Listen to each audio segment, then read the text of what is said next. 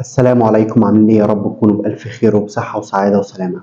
هنتكلم طبعا عن أهلنا في غزة، ربنا يحفظهم يا رب ويتعدوا من الأزمة دي بسلام ويرجعوا أفضل وأحسن بكتير. دعواتكم ليهم دايما، ويا ريت لو نقدر نساعد ولو بأي حاجة نقدر. في جمعيات خيرية كتير بتجمع تبرعات لحاجة زي ديت. ربنا يبارك فيكم جميعا ودعواتكم ليهم ويا رب يا رب يحفظهم من كل شر ومن كل سوء. طبعا قبل ما نتكلم عن العلاج الأمثل لخشونة المفاصل، لازم نفرق بين خشونة المفاصل وبين المرض المناعي اللي اسمه التهاب المفاصل الروماتويدي. في فرق كبير قوي بين الاتنين، وفي ناس بتلخبط بينهم لحد الآن. يقول لي يا دكتور احنا عندنا روماتويد. لا، انت ما عندكش روماتويد. ليه؟ لازم نعرف الأول ونميز بين الاتنين عشان تعرف إذا كان عندك روماتويد ولا لا. أولا، خشونة المفاصل دي ليها أعراض معينة.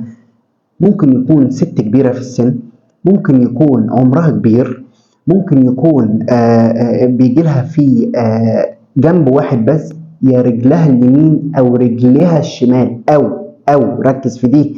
تمام، دي نقطة مهمة قوي لازم ناخد بالنا منها. هي بتبقى ست وزنها زايد، عمرها كبير، وفي نفس الوقت التعب بيجي لها في رجل واحدة بس أو في جنب واحد بس. تمام، لازم تعرف ان المشكله ديت بناء على حاجه معينه. الوزن الزايد، وزنها الزايد ضغط على المفاصل بتاعتها. ست كبيره في السن الحركه بتاعتها قليله، بالركبه اليمين او الشمال، دي تكون الخشونه. طب ايه السبب يا دكتور؟ ايه السبب الخشونه دي؟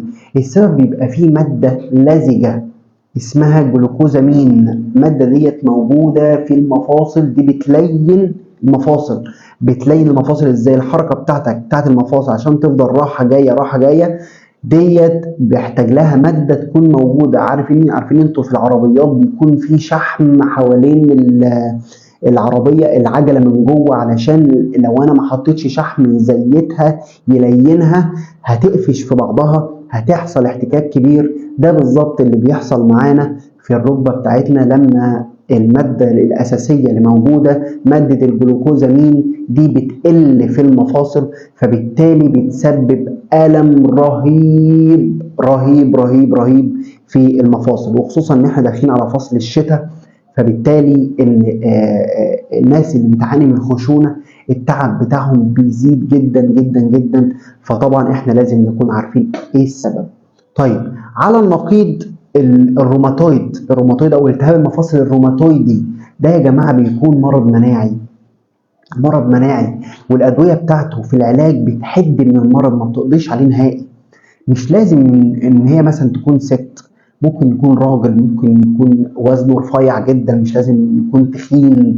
ممكن العمر بتاعه يكون صغير، مش لازم يكون كبير. احنا قلنا مناعي، فممكن جدا جدا يجي لأي حد في أي عمر، إن كان مش شرط الوزن.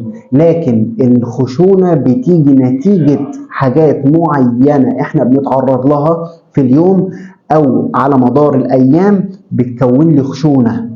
زي ما احنا قلنا نراجعها في السريع. ممكن يكون واحده ست، على فكره يا جماعه ممكن يكون حاجه من الحاجات دي مش كلها على بعضها. ممكن يكون راجل وزنه تخين جدا، فالمفاصل بتاعته تحصل لها مشكله.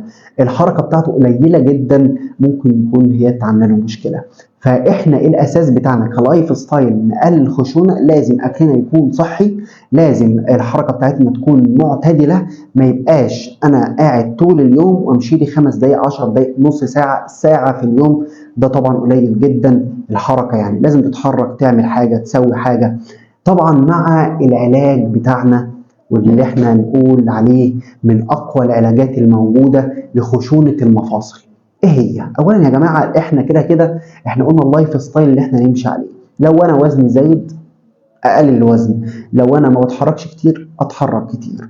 تمام، اكلي يظبط عشان وزني يظبط. طب العلاج ايه بقى يا دكتور؟ هناخد حاجه فيها ماده الجلوكوزامين اللي بتعوض الماده اللي نقصت في المفاصل علشان اللي هي سببت لي الخشونه دي. ده موجود في الجينوفيل اقراص، موجود في الدوروفين، باخد كل يوم كبسولة بعد الغداء مثلا لمدة 3 شهور، 90 يوم، امشي عليها فترة طويلة.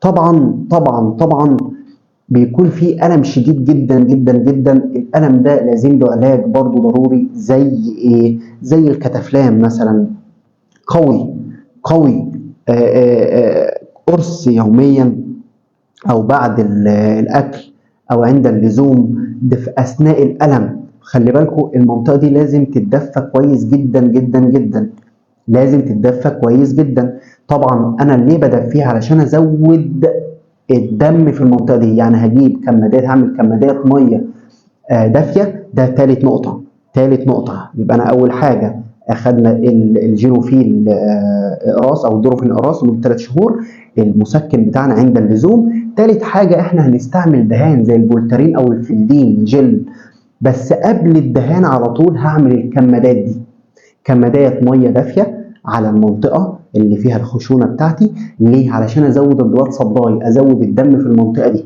ولما ازود الدم في المنطقه ديت مثلا 10 دقائق ربع ساعه، ادهن بالكريم بتاعنا او بالجل بتاعنا على المنطقه دي.